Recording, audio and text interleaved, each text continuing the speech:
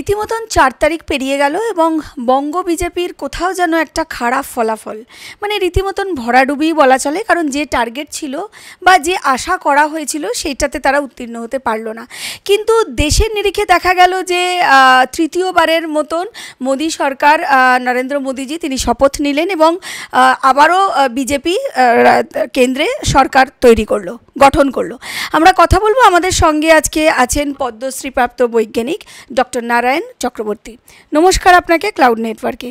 এই যে তৃতীয়বারের মতন আবার মোদিজি তিনি শপথ নিয়ে আবার সরকার হলো, এনডিএ সরকার তৈরি হলো, কিভাবে দেখছেন? কিন্তু বিষয়টা হচ্ছে তৃণমূল সরকার আবারও কিন্তু সেই আক্রমণ করছেন। তাদের বক্তব্য এই যে তৃতীয়বার শপথ নিয়ে আবার বিজেপি কেন্দ্রে সরকার গড়ল, এই শপথটাকে তারা টেম্পোরারি শপথ বলছে এবং বক্তব্য যে গোটা দেশের মানুষ এই সরকারের ওপর আর আস্থা রাখতে পারে না, কতদিন চলবে তার ঠিক নেই। কি বলবে?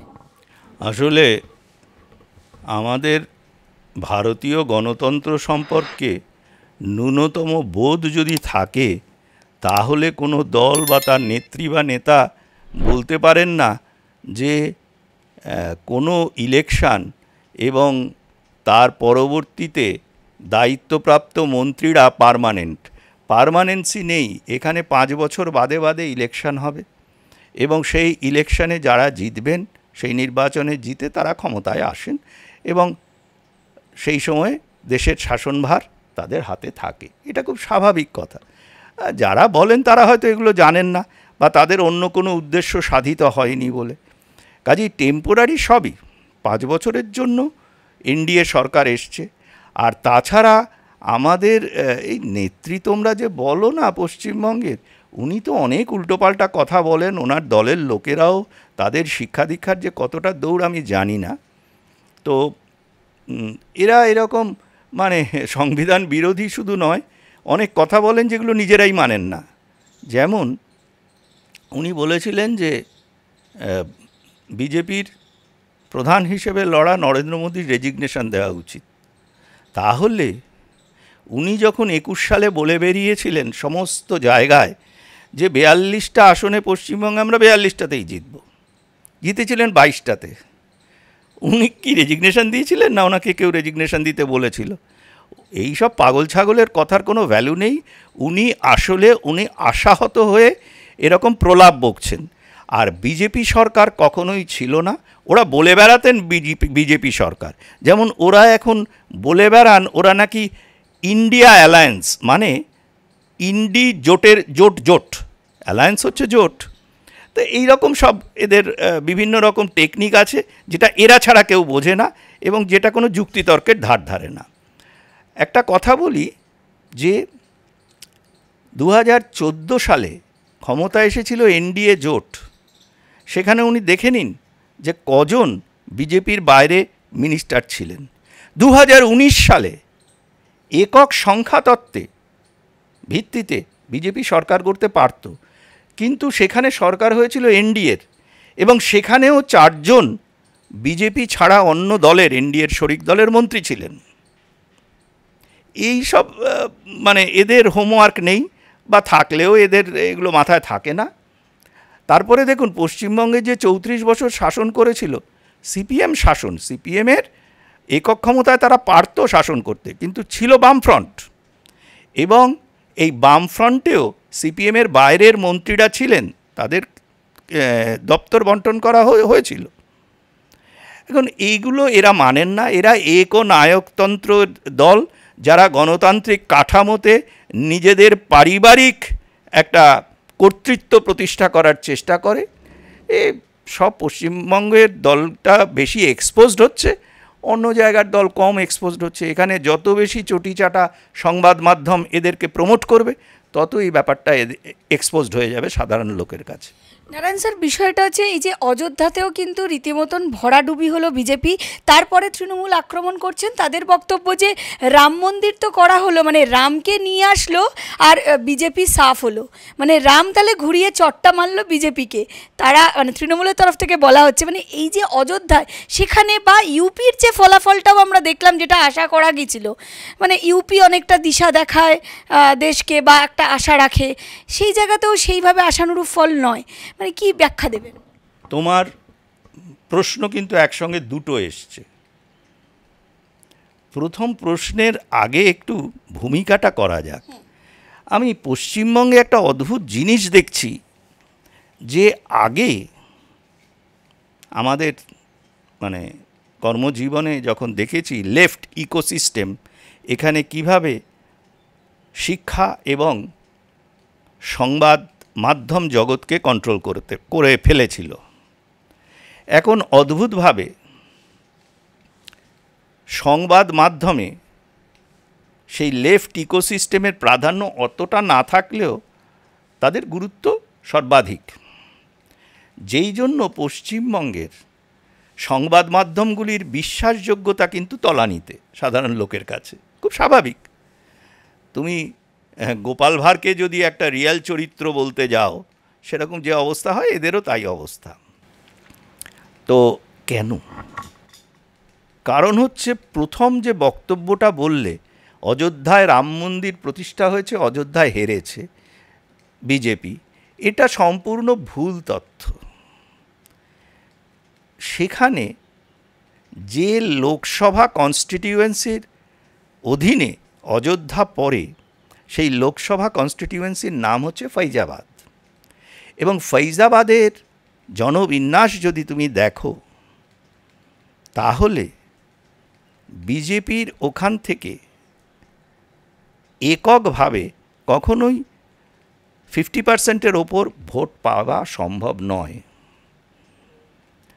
সেটা তখনই সম্ভব যখন মাল্টি কর্নার কন্টেস্ট হয়। এই ব্যাপারটা যেহেতু তোমার পরের কোশ্চেনের উত্তর হিসেবে আসছে, ওটা আমি কয়েক মিনিটের জন্য তুলে রাখলাম। প্রথমটায় বলি, অযোধ্যা যে অ্যাসেম্বলি কনস্টিটিউয়েন্সির অধীনে পড়ে, সেই অযোধ্যায় কিন্তু বিজেপির ক্যান্ডিডেট লিড পেয়েছে। সুতরাং যেটা এখানে চটিচাটা মাধ্যম, অল্প শিক্ষিত, আমি একটা জিনিস বলি তোমাকে, আমি তো অনেক দেখেছি বয়সের সঙ্গে সঙ্গে, এই লেফট ইকোসিস্টেম জাত আগে যে সাংবাদিকরা ছিলেন, তাদের তুলনায় বর্তমান সাংবাদিক যারা অনেকে নিজেদের লায়ন বলেন বা মনে করেন, তাদেরকে আমি মনে হয় আগের সাংবাদিকদের তুলনায় এরা বড্ড চিকেন হার্টেড লায়ন। হ্যাঁ, অবস্থাটা ওই জন্য, চিকেনের হার্ট নিয়ে যদি লায়নগিরি করতে যান, তাহলে এইরকম তথ্য এরা দেন। দ্বিতীয় যে প্রশ্নটা তোমার, সেটার জবাবে বলি যে এই ইউপিতে বিজেপির ভরাডুবি হয়েছে বলার থেকে বলা ভালো, এসপির উত্থান হয়েছে, সমাজবাদী পার্টির। কেন হয়েছে? তুমি যদি দেখো, এই যে বহিনজি মানে মায়াবতী, যিনি আলাদাভাবে বরাবর এর আগে কন্টেস্ট করে এসছেন, বহিনজির কিন্তু 12% ভোট ওখানে আছে। তো এই 12% ভোট যদি টোটালি শিফটেড হয় এসপিতে, তাহলে এসপি কিন্তু এই রেজাল্টটা পাবে। আর কংগ্রেসের ভালো ফলের বড় কারণ হচ্ছে দুটো। একটা হচ্ছে ইন্ডি জোটের মানুষরা, আমার কাছে ডকুমেন্টগুলো সব আছে, তারা বিভিন্ন জায়গার ইমাম এবং বিদেশ থেকে ধর্মীয় অনুপ্রেরণায় একটি বিশেষ ধর্মের মানুষদের, যারা ভারতবর্ষের দ্বিতীয় বৃহত্তম ধর্মীয় সংখ্যাগুরু, তাদেরকে বলা হয়েছিল যে বিজেপির বিরুদ্ধে ভোট দিতে।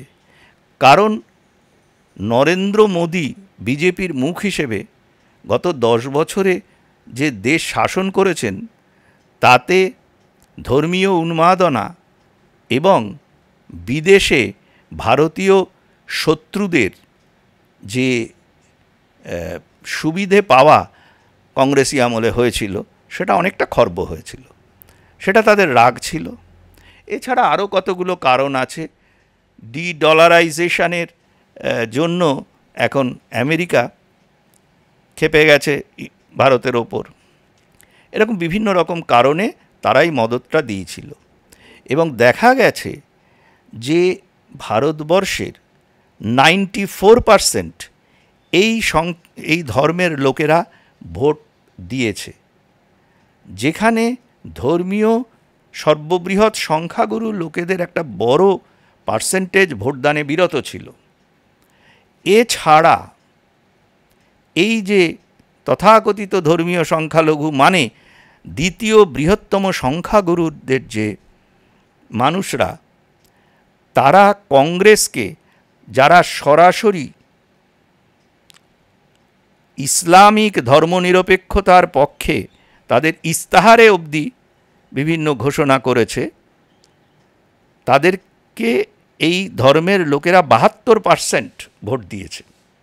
যার জন্য একটা জিনিস দেখো, কেরালাতে কিন্তু এই সিপিএমের লিডারশিপে বামফ্রন্ট টোটালি রাউটেড হয়ে গেছে, একটা মাত্র সিট পেয়েছে। তা মমতা ব্যানার্জি কি একবারও বলেছেন যে কেরালার মুখ্যমন্ত্রী রিজাইন করা উচিত? সেটা উনি বলেননি। ওনার কথাবার্তাকে খুব একটা ধর্তব্যের মধ্যে ধরো না, পাগলে কিনা বলে ছাগলে কিনা খায়। নারায়ণ স্যার, আপনি যেটা বললেন সেটা একটা দেশের একটা স্ট্রাকচার নিয়ে আমরা আলোচনা করলাম। যদি আমরা পশ্চিমবাংলার নিরিখে দেখি, পশ্চিমবাংলায় কি তাহলে এই লক্ষ্মীর ভাণ্ডার বা এই যে সংখ্যালঘুদের একটা বড় পোর্শন, প্রায় 30-31% সংখ্যালঘু, তার সাথে লক্ষ্মীর ভাণ্ডার বা কন্যাশ্রী, এই ঠিক ভোটের নির্বাচনের ঠিক আগের মুহূর্তেই কিন্তু 500 থেকে 1000 ঘোষণা করলো সরকার। এই বিষয়গুলো কি তাহলে খুব গুরুত্ব পেল বিষয়? কারণ আমরা দেখলাম 19টা সিট যেটা পেয়েছিল সেটাকেও ধরে রাখতে পারলো না বিজেপি, 20+ বা 25+ তো ছেড়েই দিন, একদম 12তে নেবে এলো। তাহলে কি মানুষের মনে এই জায়গাগুলো খুব কাজ করলো? দেখো, আগে পেয়েছিল 18টা সিট, এখন 12টা পেয়েছে। তো তুমি যা বলছো কাছাকাছি, সঠিক হচ্ছে এটা। তো আমি কিন্তু মনে করি কতগুলো জায়গায় প্রচার একটা বড় কাজ করেছে। যেমন আমাদের ভারতবর্ষের যে আর্থসামাজিক অবস্থা, সেখানে তুমি একদম ওয়েলফেয়ার ইকোনমিক্সকে বাদ দিয়ে দেবে, সেটা চলে না। এখানে একটা কথা তোমাকে মনে রাখতে হবে, দেখো কোনো দলের যে ক্যাম্পেনাররা, তারা তো আমার কথা শুনে ক্যাম্পেন করবেন না। তুমি দেখো বিজেপির থেকে যারা ক্যাম্পেন করছিলেন, তারা অনেকেই লক্ষ্মীর ভাণ্ডার, এই কন্যাশ্রী, এইসব প্রকল্পগুলোর বিরোধিতা করেছেন। তারা ভুলে গেলেন যে অন্নপূর্ণা যোজনা বিজেপি শাসিত স্টেটে কিন্তু দেওয়া হচ্ছে। এমনকি আমি একটা চ্যানেলে বসে বলেছিলাম যে আসামের মতো একটা ছোট রাজ্য, সেখানে হিমন্ত বিশ্ব শর্মা 1250 টাকা করে মহিলাদের দিচ্ছেন অন্নপূর্ণা যোজনায়। এই অন্নপূর্ণা যোজনার ক্যাম্পেইনটা কিন্তু আমার মনে হয় না বিজেপি স্টেট বিজেপির পক্ষ থেকে নেওয়া হয়েছে। তো এই জিনিসগুলোর সঙ্গে আরেকটাও আছে, সেটা হচ্ছে পশ্চিমবঙ্গে এই তৃণমূলের যেটা এখন খুব বড় একটা অ্যাসেট, সেটা হচ্ছে তারা কিন্তু এখন প্রতি ওয়ার্ড ওয়াইজ যে ভোটিং প্যাটার্ন এবং ভোটিংয়ের পার্সেন্টেজ, ভোটিংয়ের নাম্বার, এগুলো নিয়ে তারা বসে যায় এবং যেখানে যেখানে মেরামত করার দরকার সেগুলো করে। এইভাবে পশ্চিমবঙ্গ কিন্তু রাজনীতিতে একটি ওভার কনশাস স্টেট। আমি বলবো না এখানকার মানুষ মূর্খ, কখনো কোনো রাজনীতিকের বলা উচিত নয় যে মানুষ যে ডিসিশন দিয়েছে সেটা আমার বিরুদ্ধে গেছে বলে মানুষ মূর্খ। মানুষ মূর্খ নয়, তারা অতিরিক্ত সচেতন। রাজনীতিকরা সেই মতো বোঝাতে ব্যর্থ হয়েছেন তাদের। মানুষ খারাপ হয় না। এই যে ইসলামিক ধর্মাবলম্বীদের মনে একটা ভীতি এসে গেছে, সেই ভীতিটা দূর করার জন্য কোনো চেষ্টা কি হয়েছিল? কেন হয়নি? আমি ব্যক্তিগতভাবে পশ্চিমবঙ্গের অনেক ইসলামী মানুষদের জানি, তাদেরকে অন্তত হিন্দু বিদ্বেষী বা জেহাদি বলা যাবে না, কিন্তু তাদের একটা কীরকম রিজার্ভেশন আছে যে বিজেপিকে ভোট দিতে। কেন? এখানে কোনো একটা জায়গায় কমিউনিকেশন গ্যাপ আছে, এটা 1 নম্বর। দ্বিতীয় হচ্ছে যে আপনি একটা প্রচারের সময় আপনার যে ভালো কাজগুলো সেগুলোকে আপনি হাইলাইট করবেন, অন্যকে খালি সমালোচনা করবেন, শুধু দুর্নীতি দুর্নীতি করে। ভারতবর্ষে দুর্নীতিটা কিন্তু ফ্যাক্টর নয়। সারা ভারতবর্ষে দেখুন, মানে কি বলবো, যে এই যে ঝাড়খণ্ডে মুখ্যমন্ত্রী জেলে, তবু তো ঝাড়খণ্ডে তার দলকে একদম বাদ দিয়ে দেওয়া যায়নি।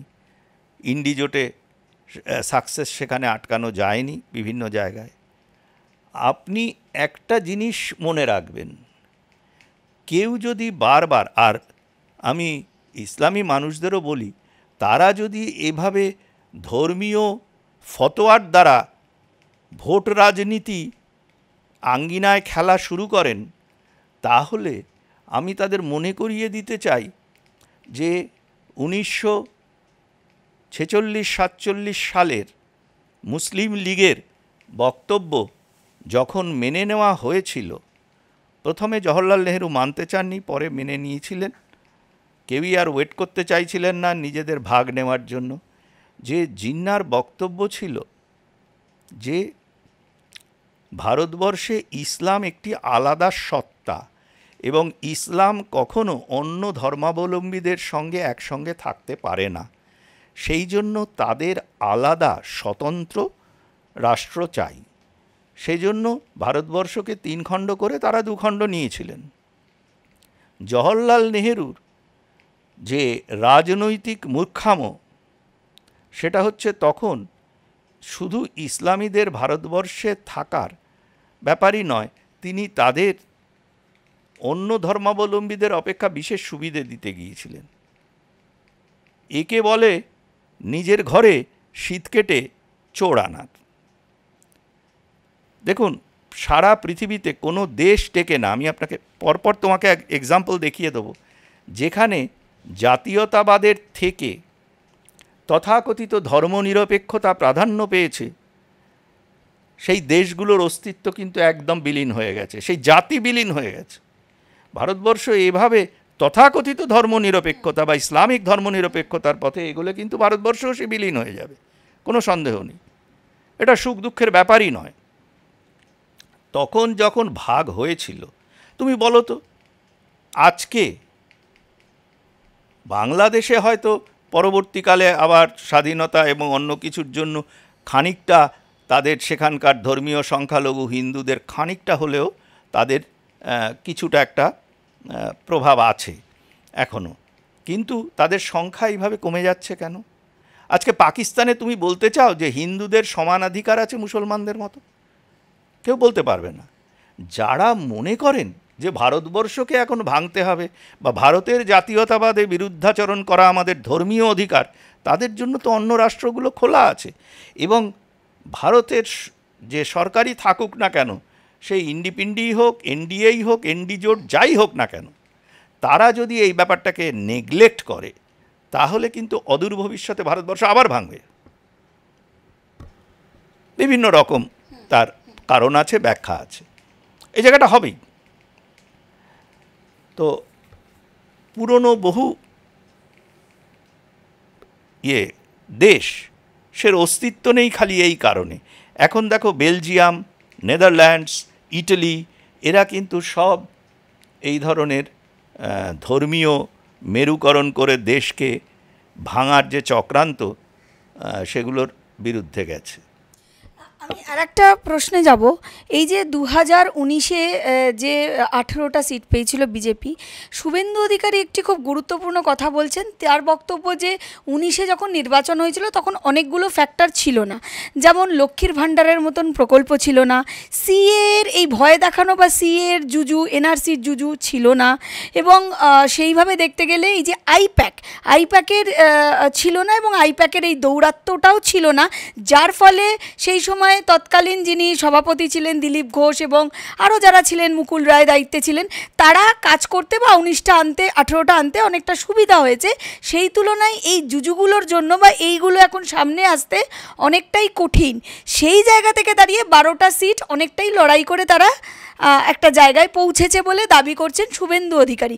আপনিও কি তাই মনে করেন? মানে সহমত কি এই যে ক্ল্যারিফিকেশনটা দিয়েছেন শুভেন্দু অধিকারী, যে ওগুলো ছিল বলে অনেকটা সহজ, এখন এগুলো যোগ হয়েছে তাই একটু হলেও কঠিন, তাই এই রকম হয়েছে, মানে এই যে ব্যাখ্যাটা তিনি করেছেন, কি মনে করেন? দেখো, তুমি বললে শুভেন্দুবাবু এলওপি, তিনি যথেষ্ট বর্ষিয়ান এবং গুরুত্বপূর্ণ নেতা পশ্চিমবঙ্গের বিজেপির। তিনি এসব বলেছেন এমন কথা আমি শুনিনি।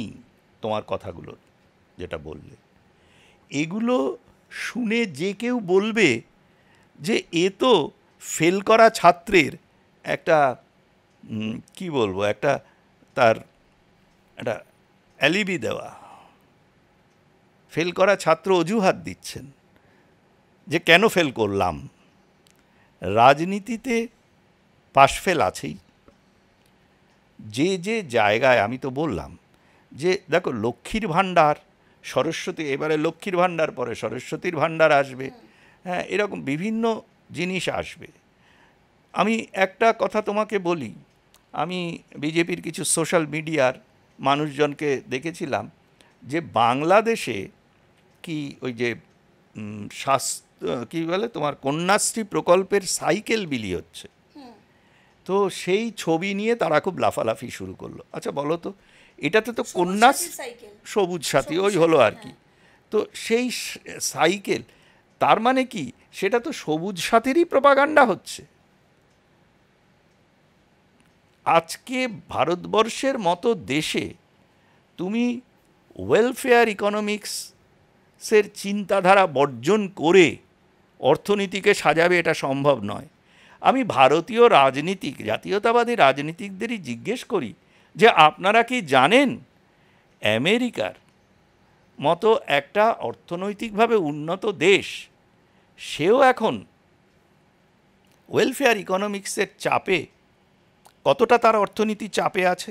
আজকে আমেরিকাতে যে ওই ইয়েদের মানে রিটায়ারমেন্টের পরে গভর্নমেন্টকে যে ভাতাটা দিতে হয়, এটা ঠিক যে তার একটা পোর্শন আমাদের ওই পেনশনের মতো আর কি, তার একটা পোর্শন বেয়ার করছে যে মানে যিনি পাচ্ছেন তিনি তার রোজগার থেকে।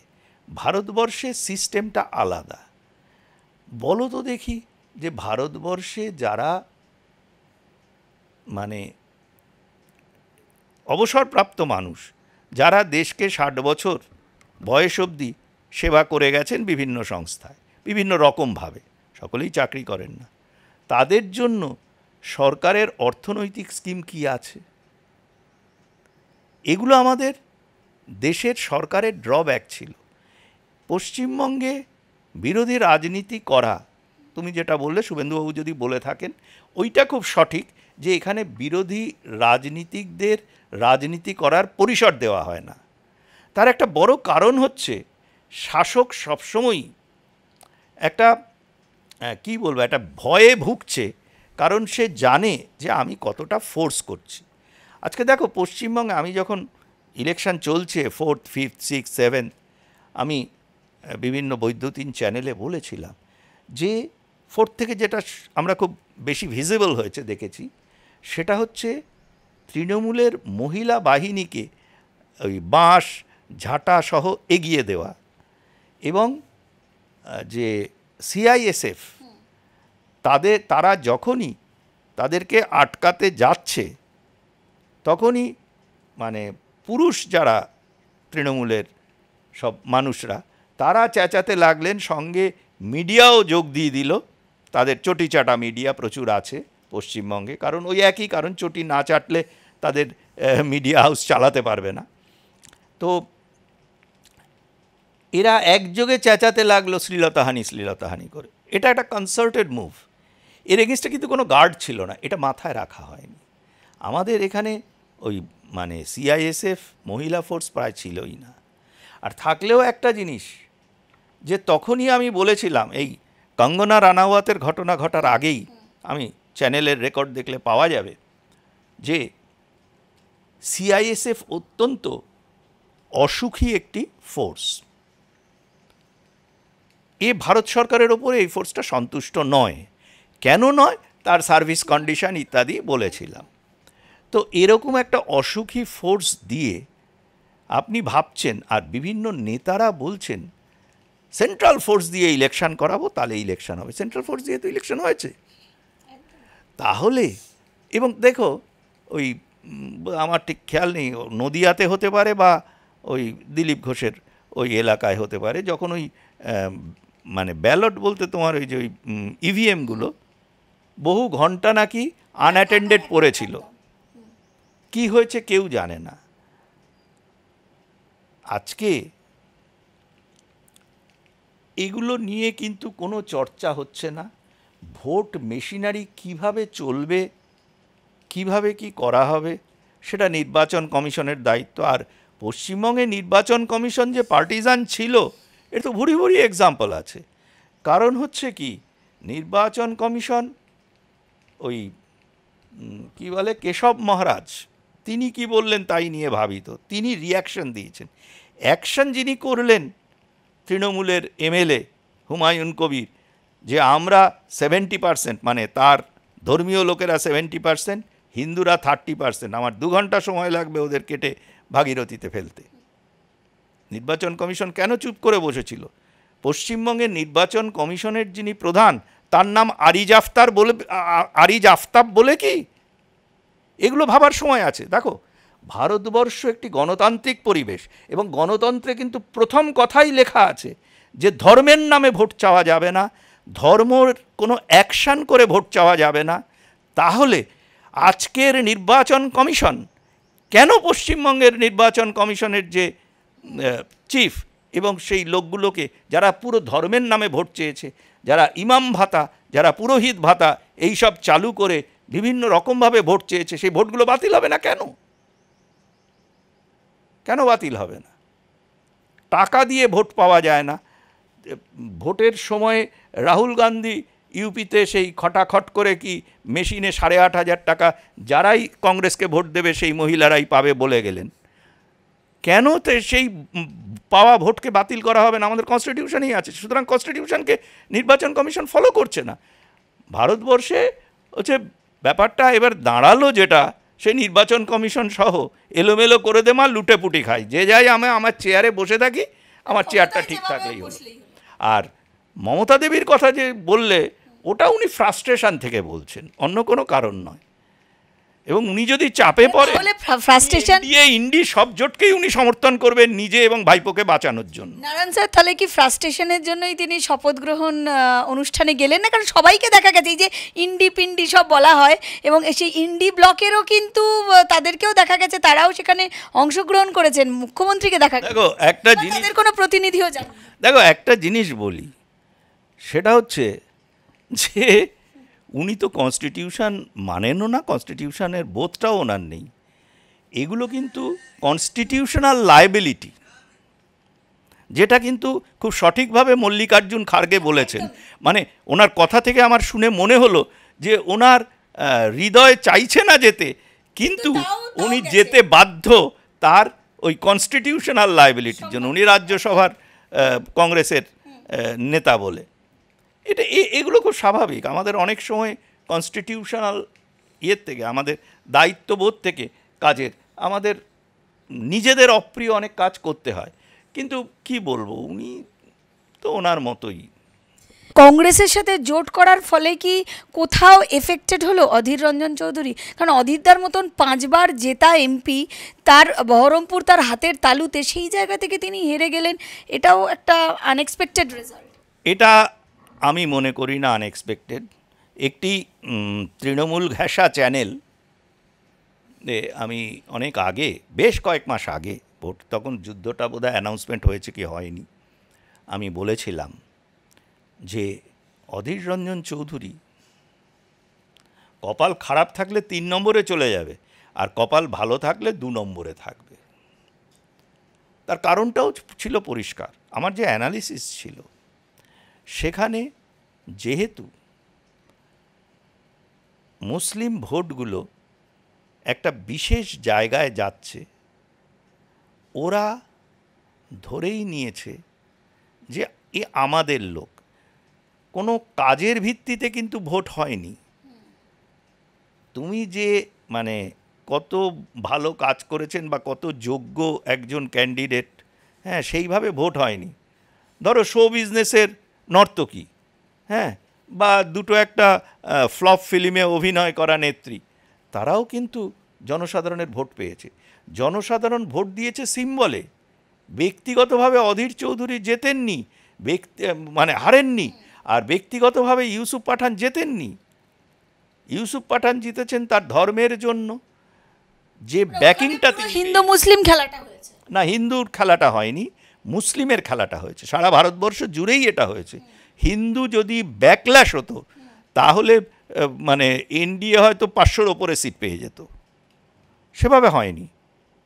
এবং এই যে ইসলামের নামে ভোট পড়া, হিন্দুর নামে ভোট পড়লেও আমি একই কথা বলবো যে ধর্মের নামে ভোট, এগুলো ভোট নয়, এগুলো ভারতবর্ষের কনস্টিটিউশনের বিরুদ্ধে, গণতন্ত্রের পরিপন্থী। ধর্মের নামে কখনো ভোট হয় না।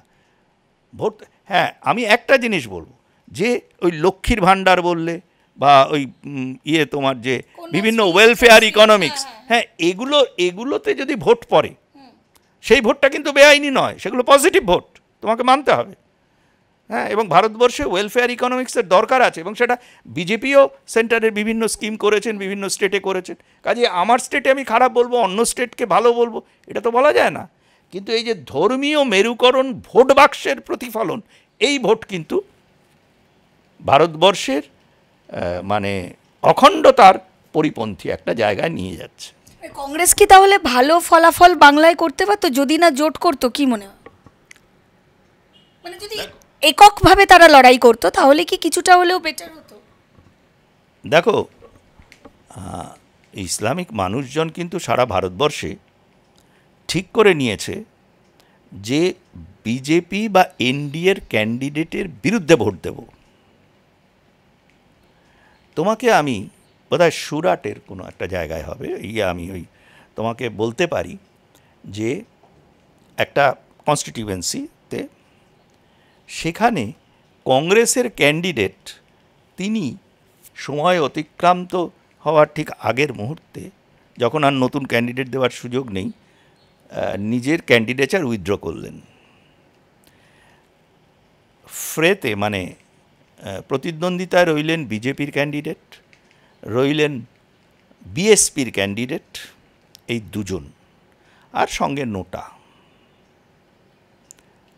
ওইখানে বিজেপির ক্যান্ডিডেট ভোট পেলেন 12 লক্ষের ওপর, 50,000-এর কিছু ভোট পেলেন বিএসপি ক্যান্ডিডেট, আর ওই একটি জায়গায় ভারতবর্ষে হাইয়েস্ট নোটাতে ভোট পড়েছে 2 লক্ষের ওপর। এবং এই জনসংখ্যাটা, মানে নোটার জনসংখ্যাটা 94% of the Muslim population of the area. This is a very clear picture. ধর্মের নামে ভোট হয়েছে, এবং ধর্মের নামে ভোট ভারতীয় গণতন্ত্রে আইনসিদ্ধ নয়। এটা কোনো মূর্খ যদি বলে, তাকে আমি বলবো যে আপনি সংবিধানটা আমাদের পড়ুন। কখনো ধর্মের নামে ভোট চাওয়া যায় না। কিন্তু আমি ওয়েলফেয়ার ইকোনমিক্স করেছি, আমাকে ভোট দাও, এটা কিন্তু চাওয়া যায়। একদম শেষ একটা প্রশ্নে যাব। সুকান্ত মজুমদারকে একদম তিনি মন্ত্রিত্ব পেলেন, শপথও গ্রহণ করলেন, তাহলে বিষয়টা হলো রাজ্যের সভাপতির জায়গাটা শূন্য। কি মনে হয়? অনেক নামই ইতিমধ্যে ভেসে আসছে। আমরা দেখেছিলাম এর আগে, মানে সুকান্তদার আগে দিলীপদার হাতে সেই দায়িত্ব ছিলেন। কি বলবেন, মানে আপনার নজরে এখন ঠিক ওই জায়গাটাতে কাকে দেওয়া উচিত, বা কি মনে হয়? মানে অনেক নামই তো ভাসছে, তার মধ্যে আমি যদি 2-1টা নাম বলি, শুভেন্দুদা আছেন, দিলীপদা আছেন, বা অনেকেই ইতিমধ্যেই দাবি করছেন দল থেকে বা সোশ্যাল মিডিয়াতে যে পুরনো যারা কর্মী নেতৃত্ব তাদের ফিরিয়ে আনা হোক, পুরনো টিমকে ফিরিয়ে আনা হোক, এটসেট্রা এটসেট্রা। আপনি কি বলবেন? মানে আপনি তো দীর্ঘদিন ধরে বিভিন্ন রকম কাজ করেছেন, বা বিজেপির সাথেও আপনি যুক্ত ছিলেন, মুখপাত্র হয়ে বিভিন্ন জায়গায় গেছেন। কি মনে হয় এই জায়গাটাতে কার জন্য? তুমি যে দুজনের নাম করলে, দিলীপ ঘোষ এবং সুকান্ত মজুমদার, দুজনই আমার ভ্রাতৃপ্রতিম, সুকান্তদা তো চলে গেছেন, শুভেন্দু অধিকারী অত্যন্ত প্রিয়। শুভেন্দু অধিকারীও তাই যথেষ্ট যোগ্য নেতা। উনি লিডার অফ অপোজিশন হিসেবে পশ্চিমবঙ্গে যথেষ্ট যোগ্যতার পরিচয় দিয়েছেন। এত যোগ্য লিডার অফ অপোজিশন বোধহয় আগে ছিল না।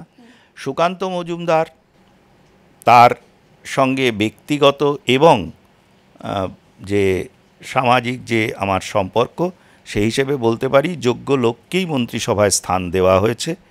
আমি সেই জন্য খুব খুশি। দিলীপ ঘোষ সম্পর্কেও আমার নতুন করে বলার কিছু নেই, উনিও যথেষ্ট যোগ্য। উনি 100% চেষ্টা করেছেন দলকে এগিয়ে নিয়ে যেতে। আর তোমাকে একটা জিনিস বলতে পারি যে পশ্চিমবঙ্গে যোগ্য নেতার অভাব নেই, কিন্তু সবচেয়ে বড় কথা হচ্ছে পশ্চিমবঙ্গে বিজেপিকে একটা কারেক্ট সিস্টেমের মধ্যে দিয়ে ভবিষ্যতে এগিয়ে যেতে হবে।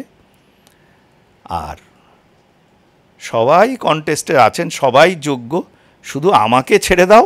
আমি চাইও নি, আমি হতেও চাই না, এবং আমার ক্ষমতাও নেই। না, আপনার নামটাও যদি সিলেক্ট করা হয়, আপনাকে যদি এখন দায়িত্ব দেওয়া হয়, আপনি কি দায়িত্ব থেকে বিমুখ হয়ে থাকবেন? দেখো, দায়িত্ব দেওয়ার একটা প্রসেস আছে, হ্যাঁ, সেটা আমি জানি। এখন সেই দায়িত্ব দেওয়ার প্রসেসের মধ্যে আমি নেই, কাজেই দায়িত্ব আমাকে দেওয়া হবে না। সুতরাং মাসির গোঁফ থাকলে সে মেশো হতো না মাসি হতো, এই প্রশ্নের জবাব হয় না। অসংখ্য ধন্যবাদ নারায়ণ স্যার, অসংখ্য ধন্যবাদ দর্শক বন্ধুদের যারা এতক্ষণ অনুষ্ঠানটি শুনছিলেন। নমস্কার।